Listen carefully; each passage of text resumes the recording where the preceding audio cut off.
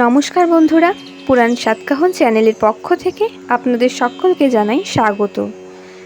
দর্শক বন্ধুরা, আজকের এই ভিডিওতে বলবো 2024 সালের লক্ষ্মী পূজার দিন ও সময়সূচি নিয়ে। কোজাগরী পূর্ণিমা তিথি শুরু হচ্ছে বাংলায় 29শে আশ্বিন বুধবার এবং ইংরেজিতে 2024 সালের 16ই অক্টোবর। পূর্ণিমা তিথি শুরু হচ্ছে 16ই অক্টোবর রাত্রি 8টা 40 এবং শেষ হচ্ছে 17ই অক্টোবর বিকেল 4:55। বছরের বিভিন্ন সময়ে লক্ষ্মী পুজো করা হয়, তবে আশ্বিন মাসের পূর্ণিমা তিথিতে পালিত কোজাগরী লক্ষ্মী পুজোর গুরুত্ব একটু আলাদা। কোজাগরী লক্ষ্মী পুজোয় রাত্রি জাগরণের নিয়ম রয়েছে। কথিত আছে, কোজাগরী পূর্ণিমার রাত্রে স্বর্গ থেকে মর্তে নেমে আসেন লক্ষ্মী দেবী। ঘরে ঘরে খোঁজ নিয়ে যান কে জেগে আছে। যে ভক্ত রাত জেগে দেবীর আরাধনা করেন তাকে দুহাত ভরে আশীর্বাদ করেন তিনি। তাই ভক্তরা কোজাগরী পূর্ণিমায় সারা রাত জেগে থাকেন দেবীর আশীর্বাদ পাওয়ার জন্য। শাস্ত্রমতে লক্ষ্মীর আসার সময় যে গৃহের দরজা বন্ধ থাকে ও যে বাড়ির গৃহস্থরা ঘুমিয়ে থাকেন সেখান থেকে মুখ ফেরান লক্ষ্মী দেবী।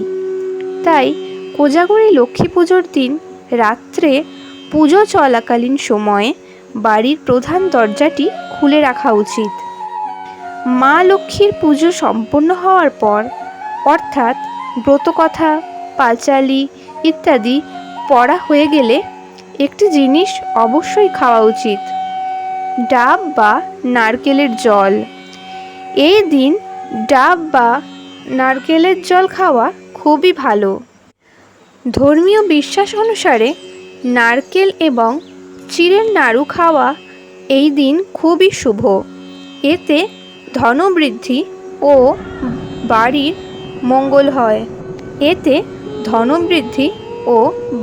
মঙ্গল হয়। কোজাগরী লক্ষ্মী পুজোর দিন একটি মাটির প্রদীপ সারা রাত ধরে জ্বালিয়ে রাখার ব্যবস্থা করুন। তেলের বা ঘিয়ের যে কোনো প্রদীপ জ্বালাতে পারেন সাধ্যমতো। নিশীথকালে জ্বালানো এই প্রদীপ আপনার মনস্কামনা পূর্ণ করতে সাহায্য করে।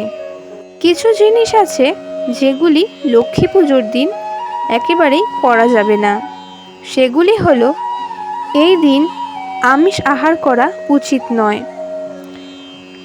লক্ষ্মী পুজোতে লোহার বাসন ব্যবহার করা যাবে না। পিতল বা কাঁসার বাসন ব্যবহার করতে পারেন। দেবীকে সাদা ফুল দেবেন না, হলুদ বা লাল ফুল নিবেদন করুন। পুজোর এই দিনটিতে বাড়ির বাইরের কোনো ব্যক্তিকে চাল বা টাকা দেবেন না, এতে লক্ষ্মী দেবী অসন্তুষ্ট হন। মা লক্ষ্মী হলেন সুখ শান্তির প্রতীকী দেবী, তাই সাধারণত সব পুজোয় কাঁসর ঘণ্টা বাজানো হলেও এই পুজোতে তা করা যাবে না। বাড়িতে অতিরিক্ত আওয়াজ হলে মা লক্ষ্মী ক্রোধান্বিত হতে পারেন। এই ছিল আজকের ভিডিও।